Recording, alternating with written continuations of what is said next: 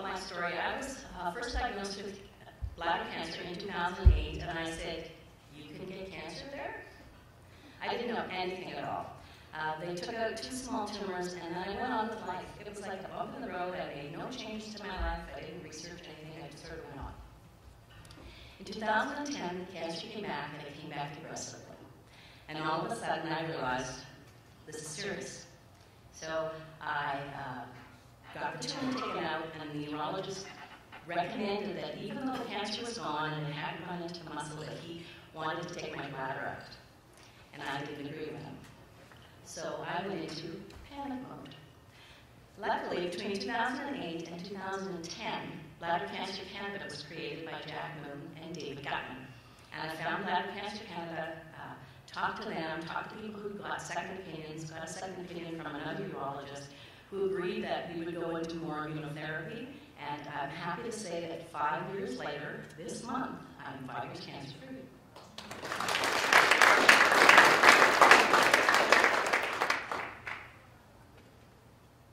So I'm a business coach, I'm a facilitator, and I'm a trainer.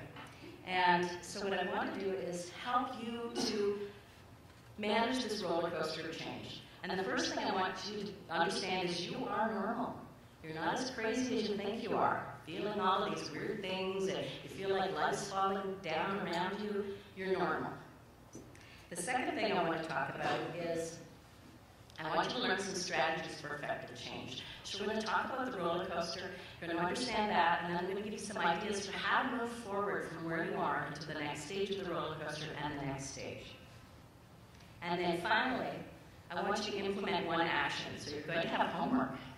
So what I want you to do is when you figure out what stage you're in, and you're going to choose one of the actions, and you're going to implement that in the next couple of days. Sound good? Says yes? Okay, that's So the beginning of the roller coaster. So cancer has entered your life, and your life is never going to be the same again. You're probably scared, angry, confused, you feel life's out of control. Sound familiar? When I went on that roller coaster, I teach this stuff to people, and still I felt out of control. I wasn't sure exactly what was happening. I remember a friend of mine who had brain cancer came up to me after I was diagnosed and said, "You're now part of a special club.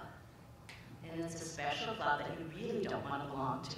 But everybody who's had a cancer diagnosis is now part of this special club. And you can talk to those people because they understand you, that other people can't understand because they have not been on that journey."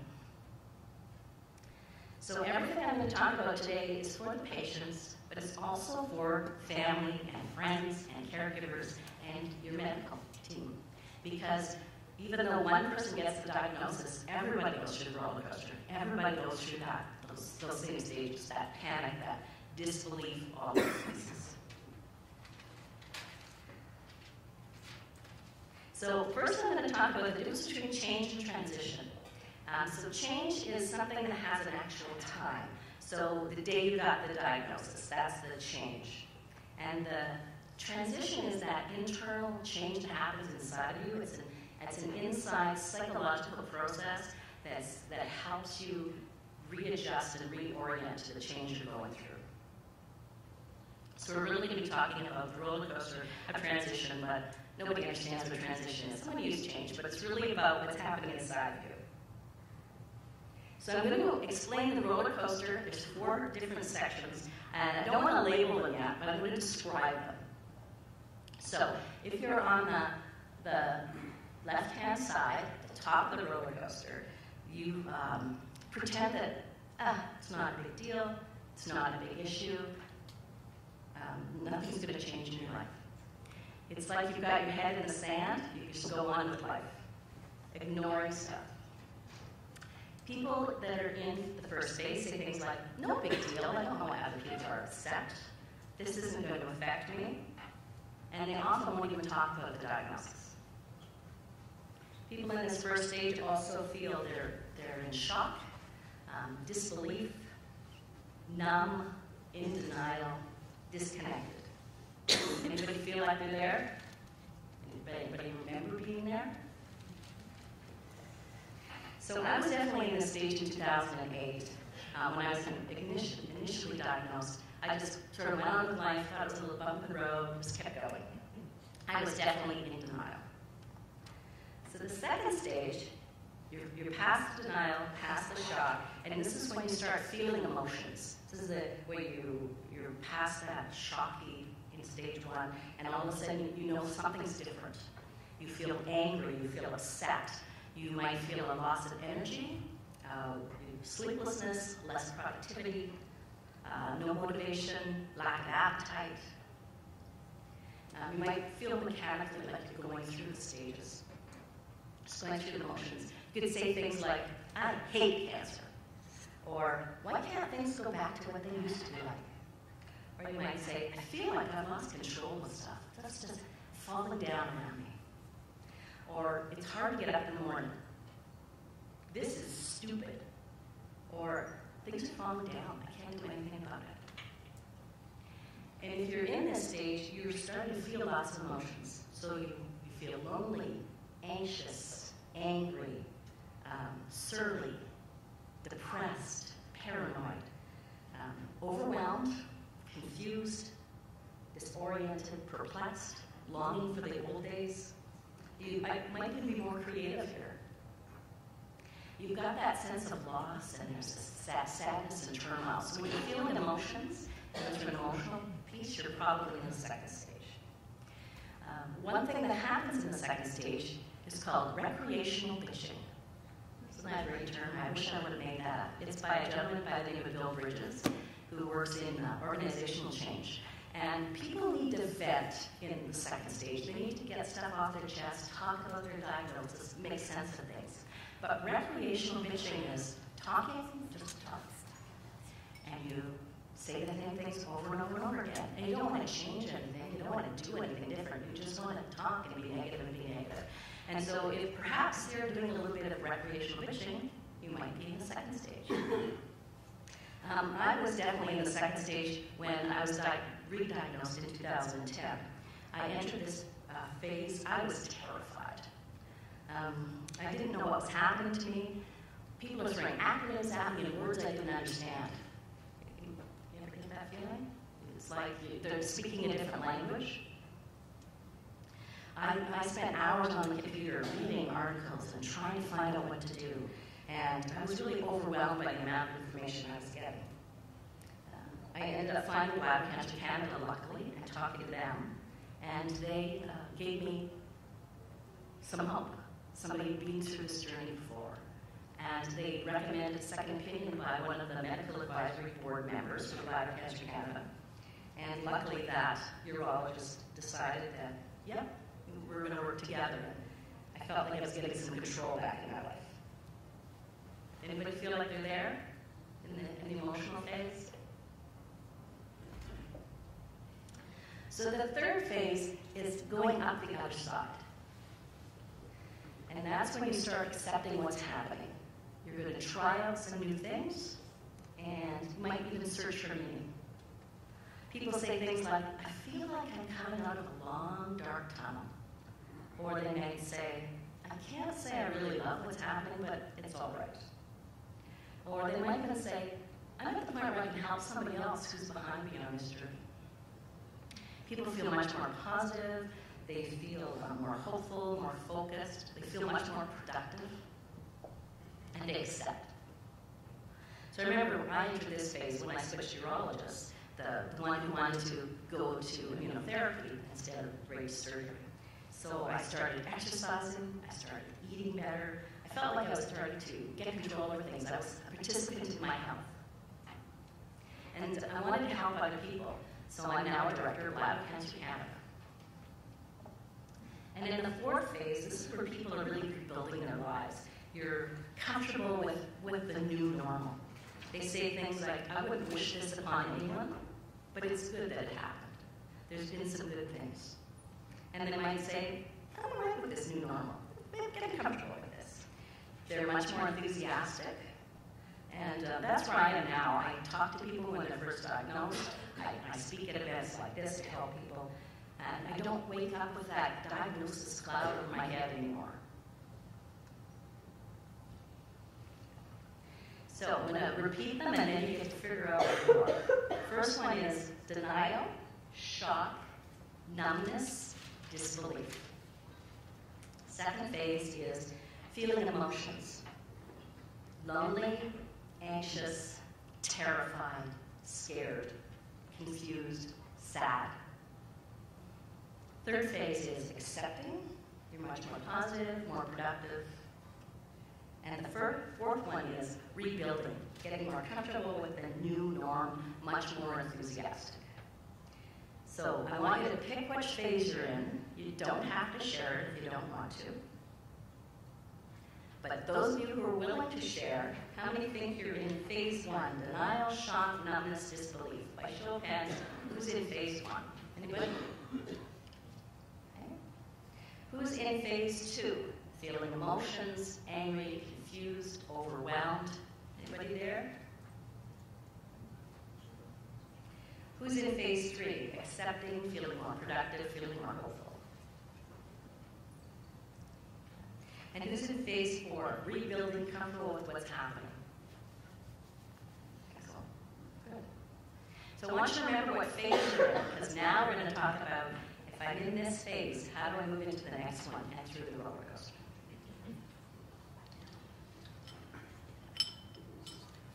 So the first one is shock and denial. So that's when you can't believe anything, it's not going to happen to me, nothing's going to bother me, etc. Okay?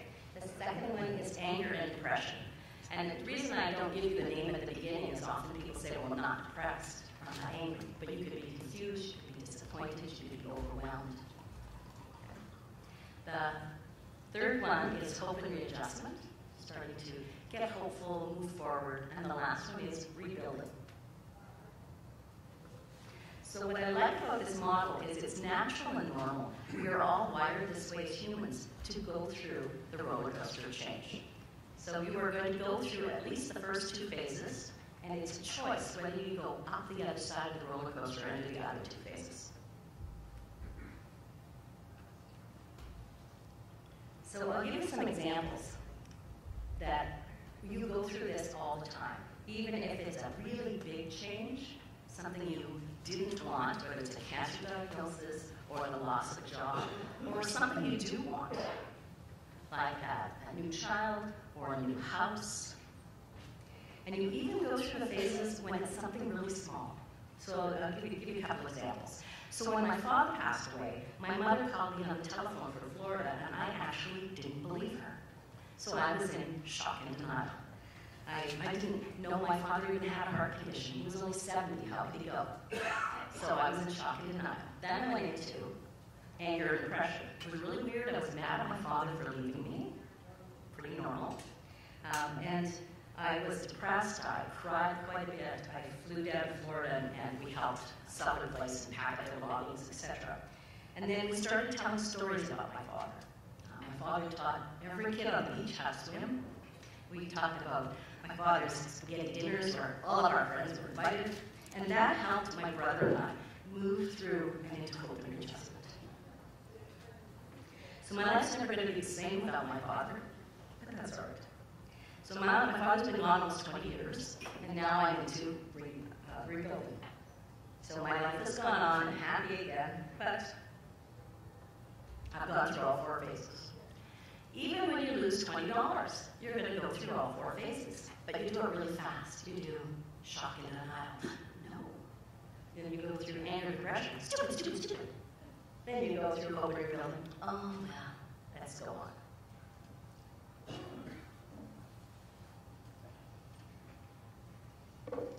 So the roller coaster is a really good model because it shows the up and downs that you're going to go through, and it's totally normal.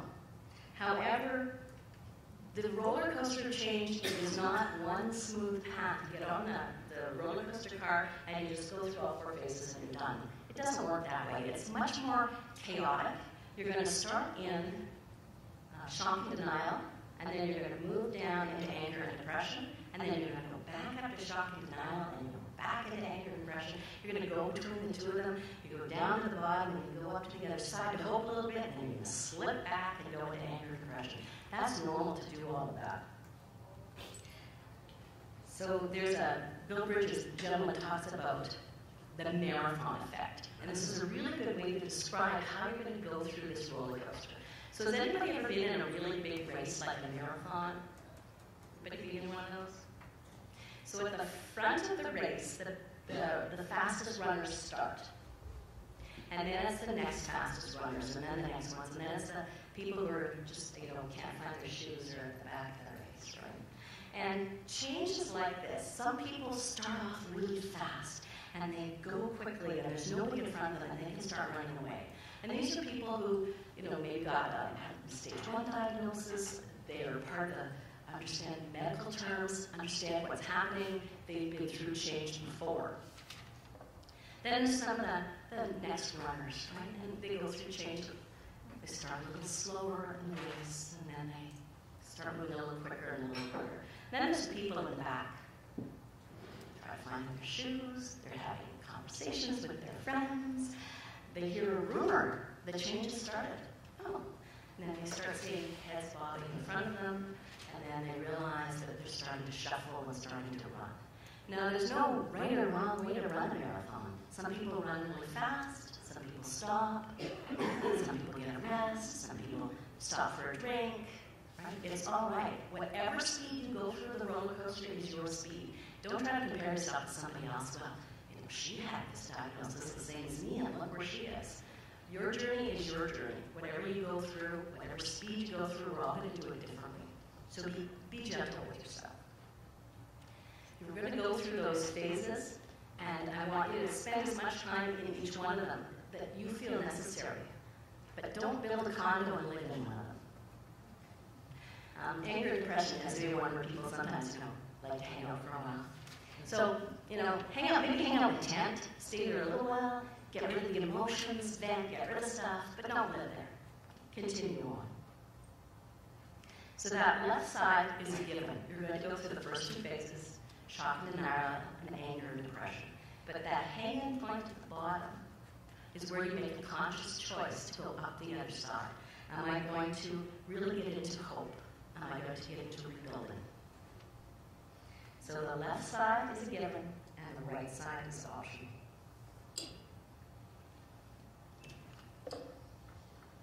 So let's talk a little bit about resistance to change.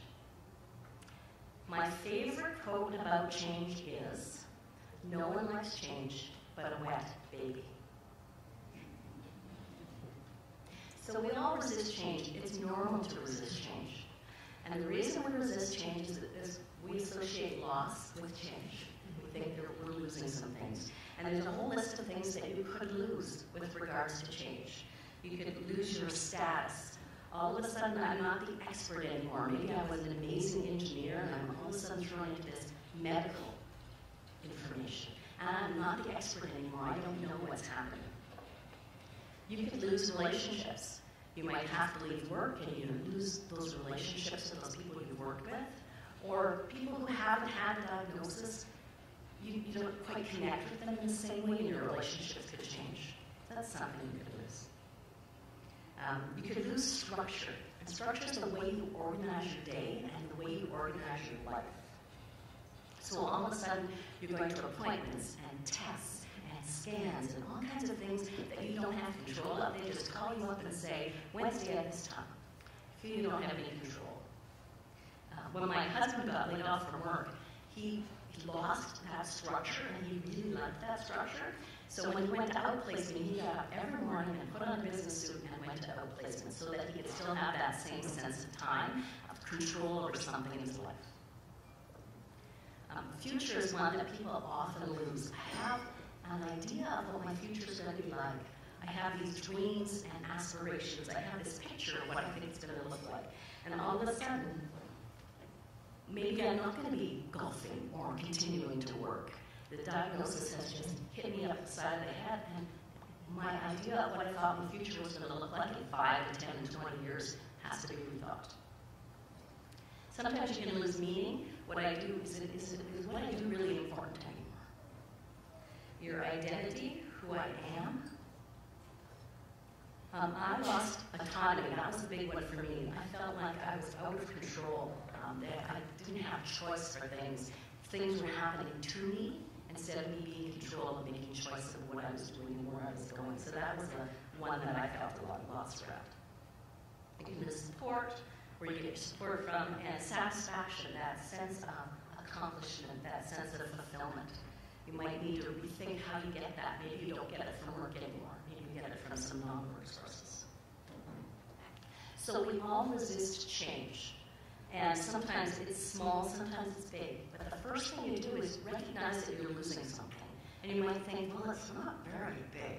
But if you just recognize it, then you can actually release it or do something with it.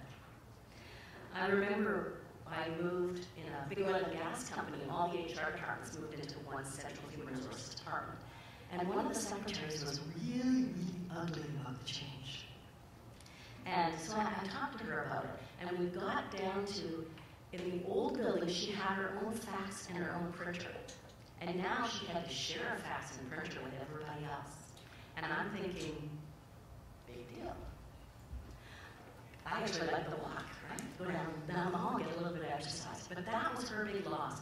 And so I had recognized that to her it was a loss and it meant something to her. I couldn't belittle it. So we talked it through and helped her through. And I had a lot of people come by later and say, what did you do to her? She's so much friendlier now. So we're all going to resist change. So if you are in today shock and denial, what I want you to do is think about, what am I losing? And how can I do something about that loss? And there's a few things you can do. You can restore it. Maybe you can get it back. Is there a way I can get that job back or get that health back? You could replace it in some way. Maybe swap it out for something else so you get your satisfaction from a different place. You could remodel it. Maybe I structure things a little differently. Maybe I change things so I can have control over this part of my life instead of all of my life. Maybe redefine it. Maybe just say, now this is what the future looks like. Or you can release it. You can just say, I'm letting this go. I've chosen not to let it hold on to me anymore. I did an exercise with regards to restore, replace, remodel, redefine, and release with an IT group that I worked with. And this IT group for 6 months was supposed to do cross-training. And they were just not getting anywhere on this project at all. So the manager called me in and said, I don't know what's happening. And I started talking about loss. And they were probably thinking they were losing something. And what we figured out was these guys were specialists in this particular IT area. And because of that, they felt like they had a lot of passion. And there was a lot of importance tied to, I'm the expert, and I can't go on more than 1 week of vacation at a time because I'm the expert, nobody else knows how to do this. Well, they didn't want to cross-train because all of a sudden I would be losing that identity that I had about I'm the expert. So they resisted for 40 minutes. They actually whined for about 40 minutes. Well, we still needed them to do the exercise. And we needed to talk about all those things they could possibly lose and how they could do something different about it. And I talked to the manager a few days later, and he said that that exercise was a turning point for them. He said the next day they made more progress in cross-training than they had made in 6 months of him trying to push that at them. Because all of a sudden they released that, and they were able to move on. So that's a big one to get out of shock and denial. What can you release? Another thing to do is express your feelings, because the second stage, that anger and depression, is when you're feeling feelings. So express your feelings, talk to other people, and listen to other people. And then another one is mark endings. As humans, we like to mark transitions between one thing and another. It's natural for us. We mark weddings and birthdays and graduations and funerals. So what can you do to mark endings? Can you write notes? Can you give mementos? Can you have a celebration? What can you do? I had a group that was closing down a plant, and they decided to create a photo book and talk about their graduation. So they took pictures of everybody, pictures of the plant from before, and they did this graduation gift that everybody bought. Another friend of mine produced a CD of him playing the piano, and after he passed, his wife gave it to us all after the funeral. I've had people release balloons, hence the pictures of the balloons there, as a symbolic way of releasing something and getting rid of that loss. Or you could plant a tree around hope and growth. So if you're in this phase, if you're in shock and denial, pick one of those that you're going to do something about it in the next 1 or 2 days.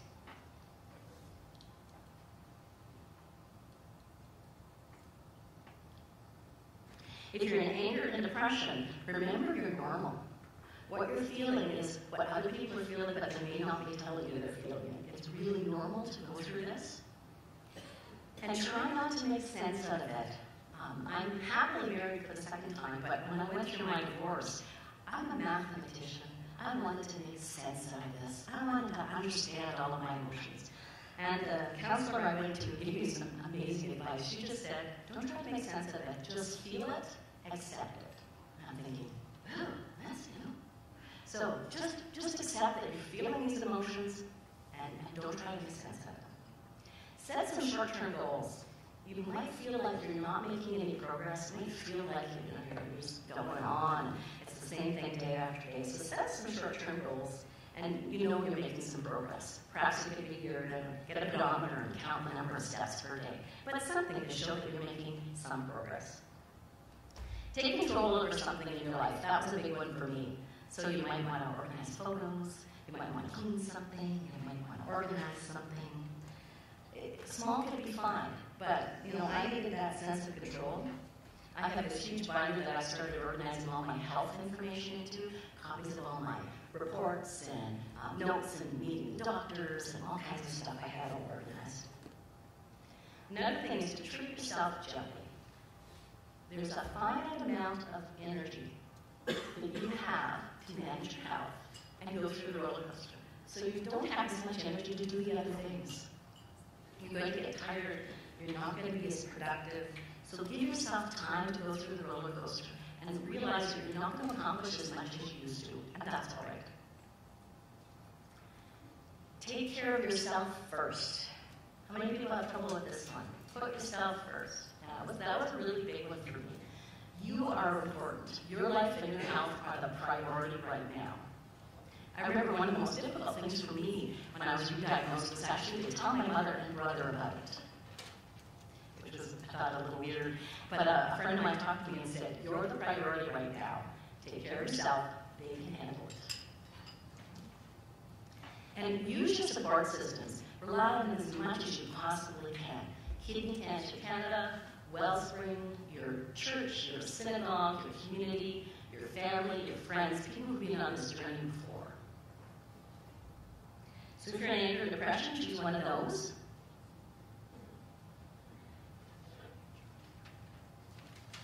Okay, let's talk about hope and readjustment. So with hope and readjustment, reward yourself for moving forward. You're trying out new things. It could be a little bit scary, so give yourself some kind of reward. I gave myself 1 hour of guilt-free reading. That was my reward. My husband was happy because it didn't cost anything. And be a role model for other people. Live the life that you want to live. Show people how to live with joy, how to live each day with hope. And really important, say no to things that aren't important to you. Get off boards, get off committees. Stop doing things that aren't important. Your health and your life are the priority. And in rebuilding, celebrate. You have finally finished this roller coaster. Rejoice. And enjoy every day. Stephen was talking about each day as a gift. And we might not be able to add more years to that life, but we can add life to each and every day. So, in summary, I wanted you to know you were normal. I wanted you to learn some strategies for handling change, and I wanted you to implement one action.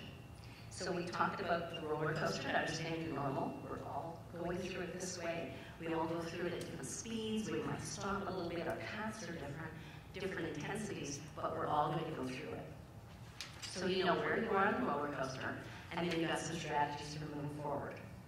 So what's left? Take action. So I want you to choose one thing that I talked about, and make a promise that in the next 1 to 2 days you're going to take an action to move forward on this roller coaster. It could be big, it could be small. Just make that promise. I love this quote. When all is said and done, there is much more said than done. So that's why I really want you to take some action so that you can handle change as it comes towards you. And finally, I want to thank you for listening to me. I've been on the roller coaster many times. I'm on my second marriage. I've changed careers. I've moved across the country. But the scariest of all of them was when I was diagnosed with cancer the second time. And although I wouldn't have believed this in 2010, my diagnosis has been a blessing. I'm a different person and I'm a better person. I take better care of myself. I am kinder to myself. And I'm grateful for my husband, my family, and my friends, my medical team, Bladder Cancer Canada, and the Canadian healthcare system. So I hope that I've given you some ideas on how to manage your journey, and may I turn from a roller coaster into a path. Thank you.